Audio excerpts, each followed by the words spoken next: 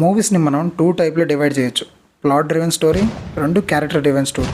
Plot driven story అంటే కథకి importance ఇచ్చి ఆ కథలో కావాల్సిన పాత్రలు ఆ కథకి తగ్గట్టుగా రాసుకోవడం, ముఖ్య పాత్ర అయిన కథానాయకుడు అదే హీరో క్యారెక్టర్కి అనుకూలంగా నడుస్తాడు. ఇందులో ముఖ్య పాత్ర ఓల్ని రాసుకున్న స్టోరీదే అవుతుంది. మనం ఎక్కువగా చూసే సినిమాలన్నీ ఈ కేటగిరీకి చెందినవే. ఇక క్యారెక్టర్ డ్రివెన్ స్టోరీ విషయానికి వస్తే, క్యారెక్టర్ డ్రివెన్ స్టోరీలో రాసుకునే స్టోరీ మొత్తం మెయిన్ క్యారెక్టర్ పాత్ర అయిన హీరోకి అనుకూలంగా ఉంటుంది. మిగతా పాత్రలు స్టోరీకి కావాల్సిన సీన్స్, సిచ్యువేషన్స్ అన్నీ ఆ హీరోని అనుసరిస్తూ అనుకూలంగా రాయబడతాయి.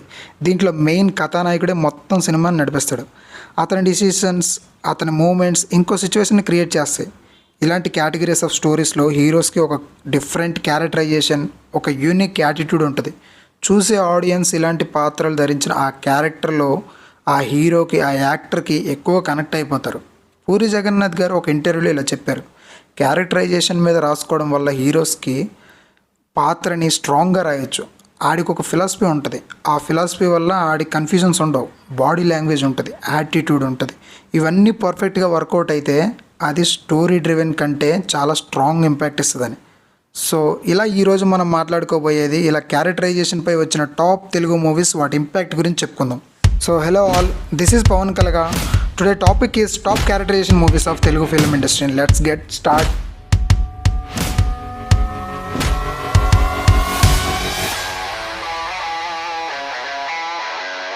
నేను ఏ ర్యాంక్తోనూ చెప్పట్లేదు. ఒకటంటే అది టాప్ 1 అని, 5 అంటే అది టాప్ 5 అని కాదు. జస్ట్ ఒక ఆర్డర్ మెన్షన్ చేస్తూ చెప్తున్నాను. ఇందులో మనం చెప్పుకోబోయేది చిరంజీవి గారు, నాగార్జున గారు వారి జనరేషన్ నుండి మొన్న రీసెంట్గా వచ్చిన మూవీస్ వరకు మనం చెప్పుకుందాం. Number 1 Shiva. Telugu film industry ప్రస్థానం వస్తే శివకి ముందు, శివకి తర్వాత అంటారు అనే స్టేట్మెంట్ని మీరు చాలాసార్లు వినే ఉంటారు. అసలు ఇంత స్ట్రాంగ్ స్టేట్మెంట్ ఇచ్చేంతలా ఈ మూవీలో ఏముంది అంటే, స్ట్రెయిట్ ఆన్సర్ కొత్తదనం. అప్పటి వరకు లేని యూనిక్నెస్, ఫ్రెష్నెస్. అసలు ఒక హీరో సినిమా మొత్తంలో ఒక అరగంట కూడా మాట్లాడు అనే పాయింట్ మీద ఎవరైనా రాసుకుంటారా? పెద్దగా ఎక్స్ప్రెషన్స్ ఇవ్వడు, దేనికి ఎగ్జైట్ అవ్వడు, ఓవర్ రియాక్షన్ ఉండదు, serious look, quiet personality.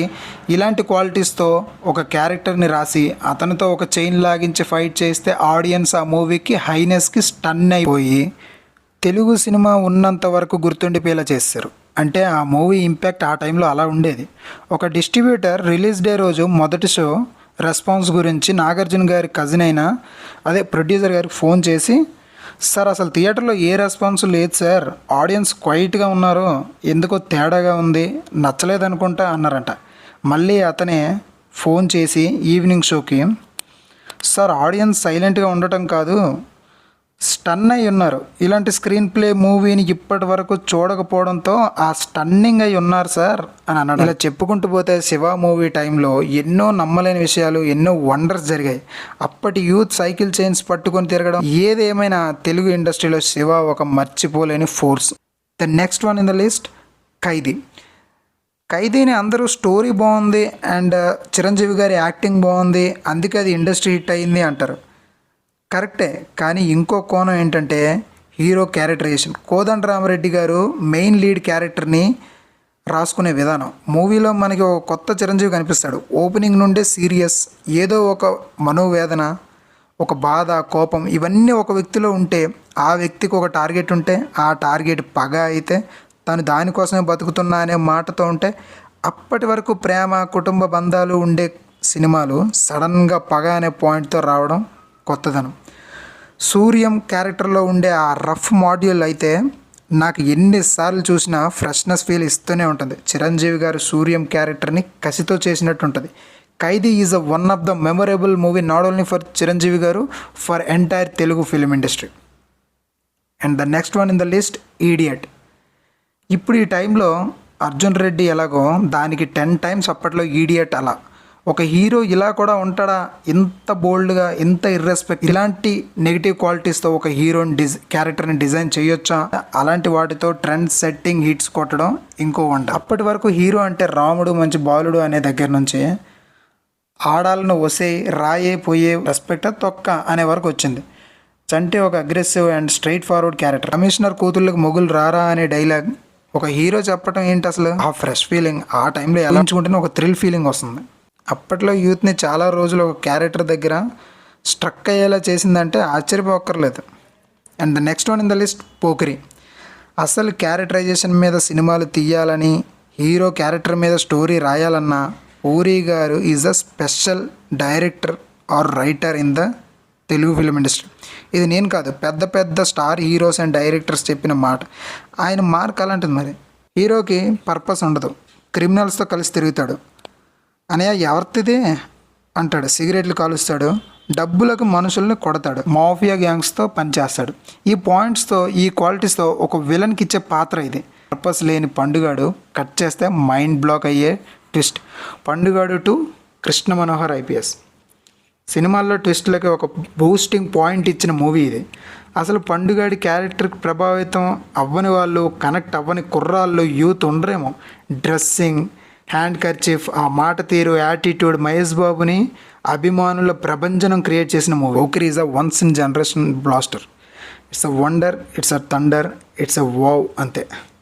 So ఇలా చూసుకుంటూ పోతే పూరి గారి మరికొన్ని సూపర్ క్యారెక్టరైజేషన్ మూవీస్ గురించి, బద్రీ కానీ, బుజ్జిగాడు కానీ, టెంపర్, రీసెంట్గా వచ్చిన స్మార్ట్ శంకర్, ఇవన్నీ క్యారెక్టర్ డ్రివెన్ స్టోరీసే. Hits or super hits, averages అనే ఆ టాక్తో పక్కన పెడితే ఆ హీరోస్ కెరియర్లోనే ఒక డిఫరెంట్ క్యారెక్టరైజేషన్, డిఫరెంట్ అటెంప్ట్స్ అని చెప్పాలి.